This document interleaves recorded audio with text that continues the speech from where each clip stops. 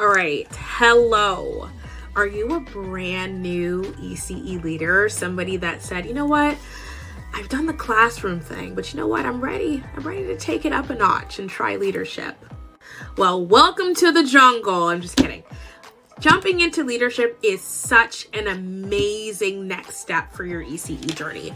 Does it come with hurdles? Yeah, absolutely. Anybody that's a current leader will agree that it is not easy, but here are some tips to get you started on your journey as a brand new ECE leader. Tip number 1, feel confident that you have the skill sets for this new role as a leader.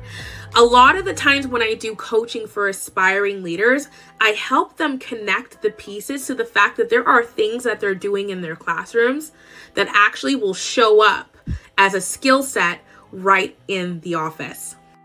So things like keeping your documentation together. Yes, on a larger scale in the office, you've got to take care of a whole center worth of documentation, but it starts in the classroom.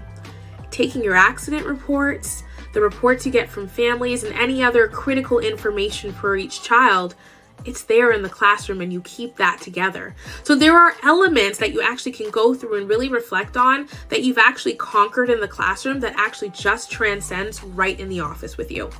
Next is really get to know yourself. And it's such an interesting tip because this is a tip I even give to seasoned vets in the early childhood leadership world of things.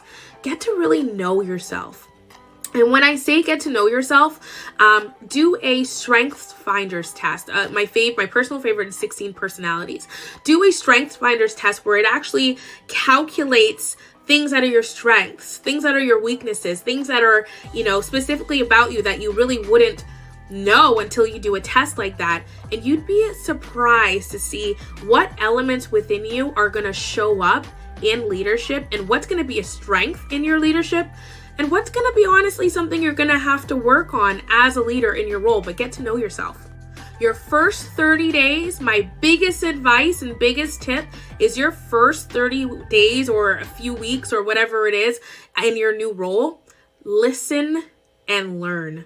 Do not go in guns blazing trying to change the whole center unless there are things that need to be changed because of a health and safety issue or a regulation issue. Okay, yes, those things you need to change.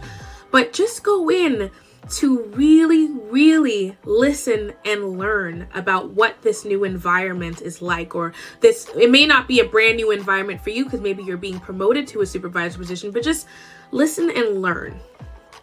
Next is, I think it's an obvious one, but get to know your families, get to know the children, and most importantly, build relationships with the people on your team. And I don't just mean casual conversations, genuine professional relationships. And last but not least, get yourself a mentor or a coach. Get somebody to kind of show you the ropes because being in a leadership position can be really lonely. So get yourself a mentor or a coach. I'm a coach, by the way, so if you're looking for one, definitely holler at me.